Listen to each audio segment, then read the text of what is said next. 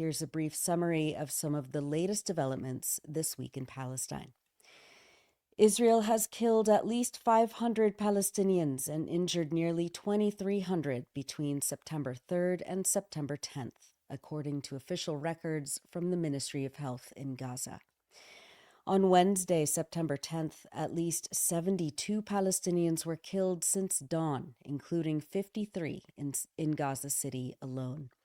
Israel has put the entirety of Gaza City under a forced displacement order as it bombs high-rise apartment and office towers, homes, and shelters, vaporizing dozens of buildings, one city block after another, with no end in sight.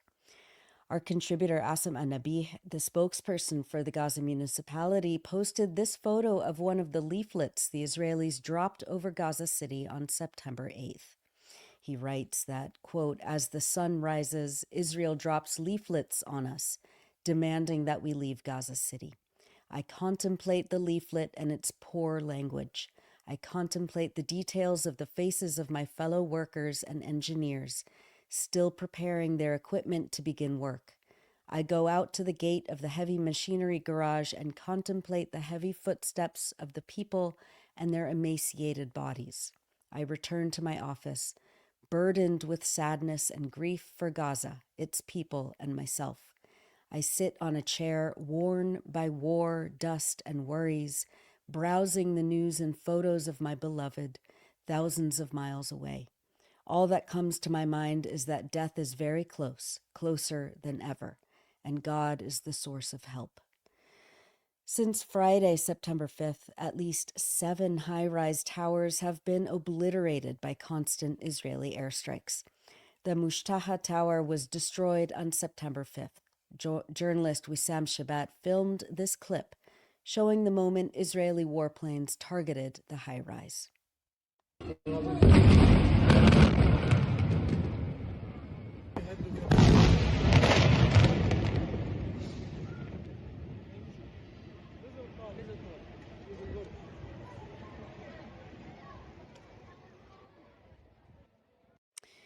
The Al-Susi high-rise residential building was struck on September 6th. Instagram user Yazan Racha filmed this clip.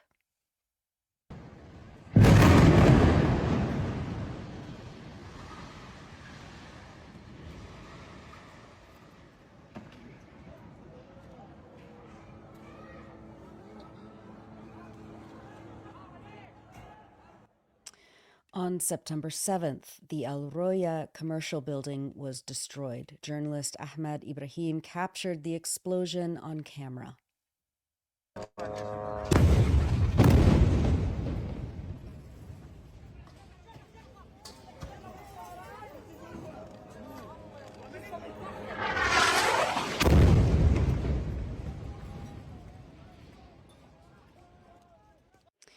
The 12-floor building housed the headquarters of the Palestinian Center for Human Rights, along with media offices, medical clinics, sports facilities, and other civilian offices and companies.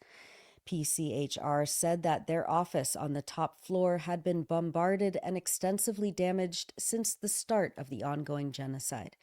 It was also raided by the Israeli army and used as a military base during its previous operations in Gaza City, rendering their offices inoperable.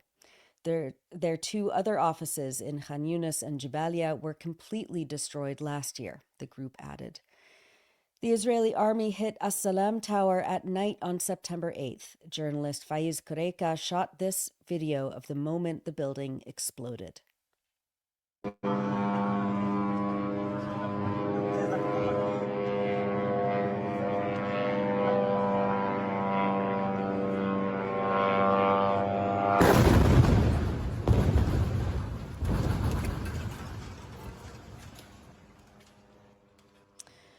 Mahmoud Bassal, the spokesperson for Gaza's civil defense, stated on September 8th that the 5 buildings that had been destroyed until that point contained more than 200 apartments, with at least 20 people per unit, leaving more than 4,100 residents homeless in one night.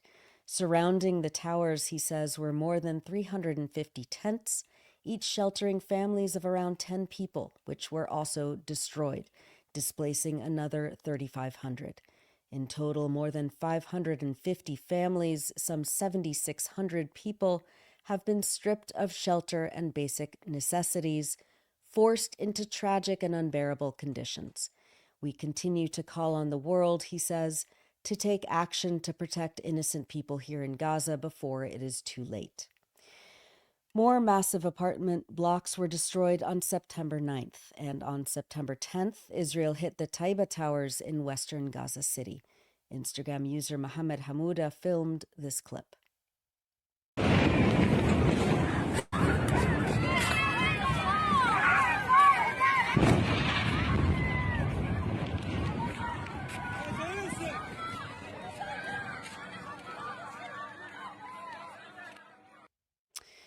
Euromed Human Rights Monitor stated that the airstrike killed approximately 15 displaced Palestinians who had sought safety in and around the building. Civil defense worker Mohammed Komsan described the overwhelming terror of displaced families as Israel's wanton destruction of Gaza City has escalated. One of these towers, as you can see. Hello everyone. Today in Gaza we're facing all kinds of forced displacement, not just a house or two. The occupation bombs massive residential towers that once sheltered hundreds of families. In seconds, their dreams and memories are gone. And when a tower collapses, one big question remains. Where are all these families supposed to go? Where is there any safe place left? Every day the space around us gets smaller. The occupation advances, pushing us tighter between the sea, the tanks and the rubble. Displacement isn't just losing walls of your home. It's a deep psychological wound. Constant fear and anxiety, a scene of loss, and sometimes even feel like a stranger among your own people. This is our reality today, a reality where people are stripped of the simplest right, the right to have a place to sleep. Mohammed Komsan of the Civil Defense in Gaza. The strike on the Al Roya commercial building on September 7th happened just days after the United States officially sanctioned the Palestinian Center for Human Rights, along with 𝐓𝐡𝐞 and 𝐈𝐧𝐭𝐫𝐴𝐧𝐢, the leading human rights organizations working on international criminal accountability for perpetrators of atrocity crimes in Palestine. In a joint statement on September 5th, the human rights groups said that, quote, threatened by the impact and role of our advocacy, legal research, and documentation in exposing Israel's ongoing international crimes, the United States has resorted to punishing individuals and organizations seeking to uphold the legal system upon which the international community was founded. The implications go beyond Palestine. By protecting Israel from accountability, they are dismantling the international legal order and undermining the possibility of justice for victims of grave crimes anywhere. Israel also targeted a facility for people with disabilities in central Gaza City on September 7th. Journalist 𝐓𝐡𝐞 𝐄𝐥𝐞𝐿 captured the strike.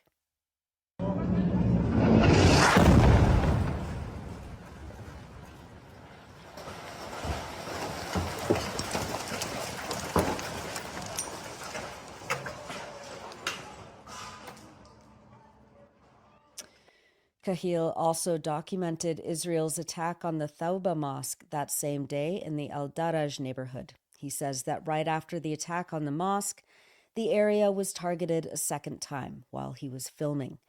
Quote, just now the place was bombed again, a totally random bombing, he says. A man on the street tells 𝐄𝐥𝐿 that the Israeli army called people and said they will strike again, and told them to evacuate this area as they are about to bomb it. الآن قيام جيش الاحتلال باستهداف مسجد التوبة في حي الدرج. هذا هو مشهد الدمار الذي حدث في المنطقة. الآن تم استهداف المكان مرة أخرى ونحن في المنطقة متواجدون. الآن تم استهداف المكان مرة أخرى.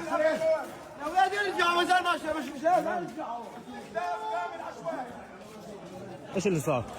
رنوا عليه قالوا له بدنا نخبط في ناس رجعت ثاني في الشارع قالوا يدخلوا من بيني معانا ازعجوا عليهم قالوا لهم يطلعوا بدنا نخبط That was from journalist 𝐓𝐡𝐞 𝐄𝐥𝐞𝐜 on September 7th. Palestinians in Gaza City say they are not leaving their city on Israel's orders. Journalist Nahed Hajjaj captured this clip of a man standing on a pile of rubble on September 10th, saying, quote, "The army is striking high-rise buildings to force people to go south. I'm not leaving. If Netanyahu destroys everything, I'm not leaving. I will clean this up and live here once again. I'm not leaving. Even if I have to die here, I am not leaving." الجيش قاعد بيضرب ابراج عشان يخلي الناس تروح على الجنوب. مش طالع. لو بده يعدي مش طالع نتنياهو. مش طالع. لا بضفه وقعد ثاني. مش طالع. طيب ليش تروح على الجنوب رغم التهديدات؟ معلش رايح. ما له دعوه فيا. مش طالع. والله لو بموت فيها ما انا طالع. Palestinians led a demonstration in Gaza City against Israel's genocidal displacement orders. Dr. Munir al-Bursh, the Director General of the Ministry of Health in Gaza, posted this photo of himself at the protest on Wednesday. He stated, quote, "In a historic scene, community leaders, families, healthcare teams, and all the people of Gaza gathered in one of the largest demonstrations, carrying Palestinian flags and symbolic shrouds to declare a unified stance. Displacement from Gaza only towards the sky. Gaza tells the world we will not leave except as martyrs. Here we were born and here we remain." Meanwhile, a BBC investigation found that U.S. mercenary forces working security at the joint American-Israeli private Gaza Humanitarian Foundation killing sites masquerading as aid distribution points include members of a motorcycle gang with an extremist right-wing white Christian nationalist ideology. At least 10 members of the Infidels Motorcycle Club, who are working in Gaza for UG Solutions, a private contractor providing security at the GHF sites, have been identified by the British broadcaster, which revealed that 7 members of the gang are in senior security positions in Gaza. Quote, "Infidels MC was set up by U.S. military veterans of the Iraq War in 2006, and members see themselves as modern crusaders, using the Crusader cross as their symbol, a reference to the medieval Christians who fought Muslims for control of Jerusalem," the BBC says. The gang is currently hosting anti-Muslim hate speech on its Facebook page and has previously held a pig roast in defiance of the Muslim holy month of Ramadan. The gang's leader, Johnny Taz Mulford, is a former sergeant in the U.S. Army who was punished for conspiracy to commit bribery, theft, and making false statements to military authorities. He is now the country team leader running UG Solutions contract in Gaza. UG Solutions is paying each contractor nearly $1,000 per day, including expenses, rising to about $1,600 per day for team leaders at GHF's so-called safe distribution sites, documents seen by the BBC show. Meanwhile, Israeli forces have killed nearly 2,500 Palestinians and injured more than 17,000 at so-called aid sites since the Gaza Humanitarian Foundation began its operations in late May, according to the Ministry of Health in Gaza. Children and adults alike are continuing to die of starvation across Gaza. The health ministry said that 5 deaths from starvation were reported between Tuesday and Wednesday, including a child, bringing the total recorded number of deaths from malnutrition to 404, including 141 children. The mother of 18-month-old Ali Abdul Nasser Abu Adra, who is hospitalized with extreme malnutrition at Nasser Medical Complex, says that her baby's weight has dropped to just 3 kilograms. He should weigh at least 10, and he is suffering from chronic diarrhea and dehydration. Journalist Mohammed Ashraf Salama captured this clip of the mother and her baby Ali earlier this week. She says that her son is so fragile that medical staff haven't been able to insert an intravenous cannula into his body for the past 10 days, and that he is in desperate need of treatments that are not available due to Israel's ongoing blockade. She adds that a referral for medical evacuation was issued 9 months ago and was renewed last month, but the World Health Organization has not contacted her yet, nor have they provided her with any assistance. Malnourished patients at Nasser Medical Complex are dying, she warns. Quote, there is no treatment and no nutrition. Israel is continuing to attack and bomb medical facilities in Gaza. On September 7th, Israeli quadcopter drones attacked the Association for Women and Child Protection, a maternity care facility, killing a child and a pregnant woman seeking services and injuring several Palestinians. A man was also killed. His own child found him in pieces. The man, identified as Ahmed Ashur al-Ghul, was a staff member at the facility. He had asked his young son, Laith, to fetch his phone charger from his office nearby. As the boy walked back with the charger in hand, the Israeli drone bombed the entrance to the clinic, with Laith finding his father's body and head torn to pieces in front of him, according to al-Ghul's cousin, the novelist and activist Yusri al-Ghul. Journalist Mahmoud Abu Salama reported from the scene following the drone strike. Along with showing several people killed and wounded, his camera captures Laith staring at his father's body. Abu Salama says that another Israeli airstrike has just happened near the hospital. Quote, here is a violent Israeli airstrike targeting this place. A number of martyrs, as you can see. This is the scene, he says.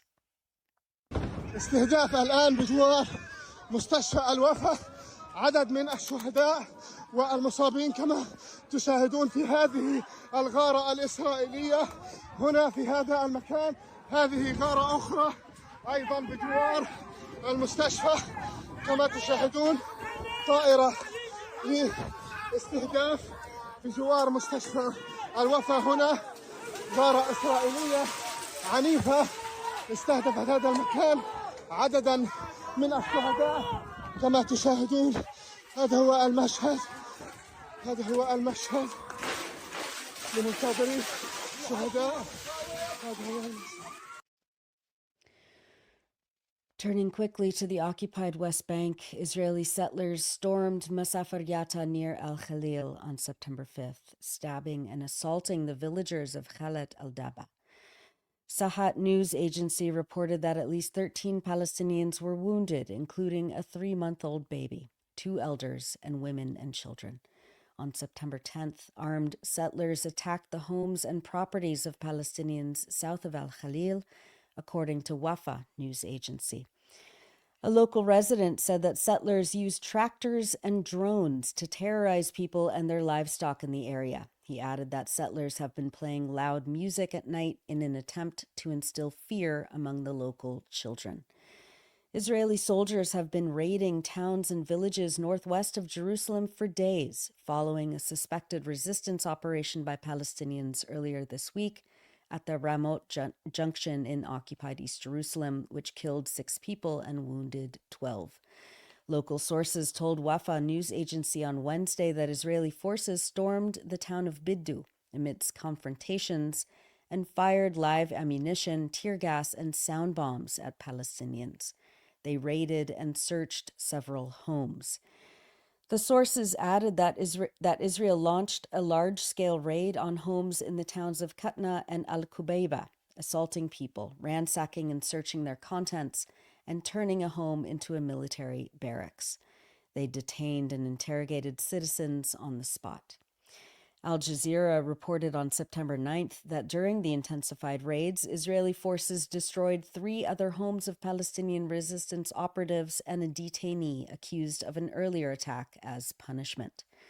Soldiers encircled the house of detainee Thabit Masalma, accused of having carried out a shooting in December in the town of Beit Awa, southwest of Hebron, before blowing up the property with explosives. The raid sparked clashes with locals, during which Israeli soldiers fired live ammunition, wounding 2 people. Masalma is accused of taking part in an attack that killed an Israeli settler and wounded 3 people. The demolition left the detainee's wife, parents, and 3 children homeless in the town of Aqaba, north of Tubas. Israeli forces also demolished the homes of 2 prominent local leaders of the Qassam Brigades, the armed wing of Hamas, who had been killed in Israeli operations, Al Jazeera reported. We've published many features on the Electronic Intifada in the last week, but we wanted to highlight There Is Nowhere Left to Go, We Are Trapped by Malak Hijazi, writing from Gaza City. Malak writes, quote, "Before the announcement of a ceasefire in January 2025, I was among the 400,000 people who stayed in northern Gaza.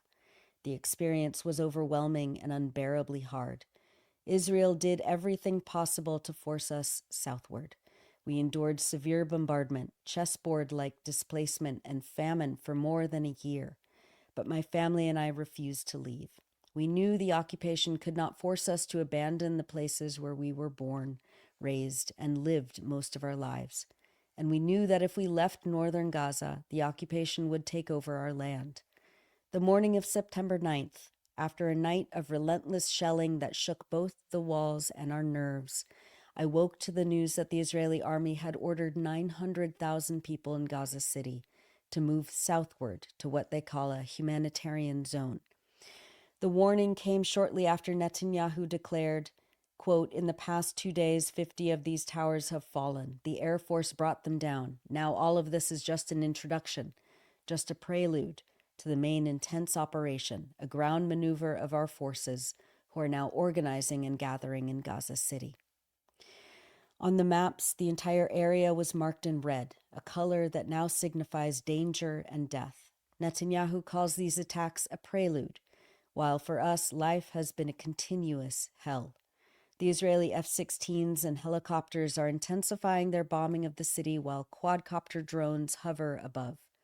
Sometimes they drop leaflets with evacuation orders. Other times they release small bombs directly over our heads and homes. They have broadcast insults that I have personally heard, calling us cows and dogs, or shout, "Stay tuned, we will invade Gaza City soon." In recent days, Israel has destroyed several prominent buildings in Gaza, including Al-Susi and Al-Roya towers, landmarks that once anchored neighborhoods and gave the city a sense of structure, identity, and even a hint of modernity. The families who had lived in them were suddenly homeless. These buildings had also been surrounded by dozens of tents, families living in their shadow after losing their homes. When the towers fell, the rubble crushed the spaces where the tents had been, and the displaced were displaced again, their shelters rendered uninhabitable.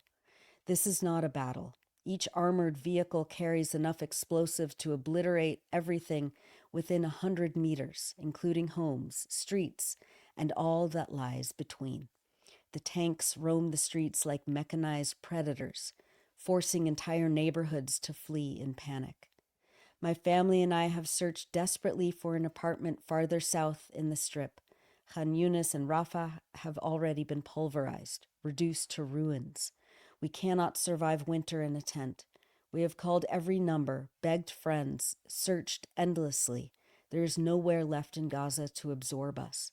Many people will not leave, not because they want to risk their lives, but because of the numb indifference that follows witnessing genocide. Death has become, for many, the easier and more affordable option. For us, there is no longer even the illusion of choice. The walls are closing in, and we ask not only where we can go, but whether there will be any place left at all. Those are excerpts from There Is Nowhere Left to Go, We Are Trapped by Malak Hijazi, a writer in Gaza, on electronicintifada.net. And now, as we always do, we wanted to highlight people expressing joy, determination, and resilience across Gaza.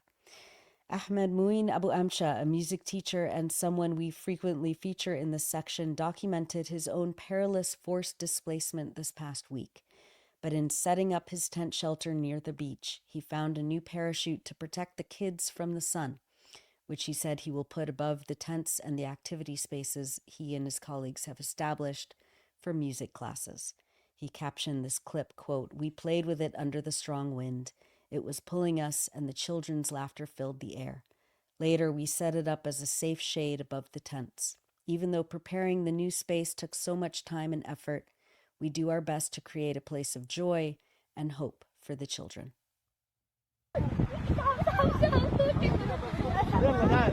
Hello everyone. Today we have a parachute. I'm gonna put it above my tents, and for the activity to cover the kids from the sun. And Instagram user Mohammed Abu Kamar, who regularly posts videos singing with friends and children on the beach, sang a song for the Gaza-bound international flotilla, which is aiming to break the siege on Gaza with dozens of boats this week. من شاطئ بحر غزة بنستنى في اسطول الحرية يا اسطول الحرية بدكم القوية بتفعل القضية غزة بنستناكم ندعي ربي معاكم يحفظكم من الأذية غزة بتستناكم ندعي ربي معاكم. And that's it for the news roundup. As always, go to electronicintifada.net for much more, especially to read our new features by our brave writers in Gaza.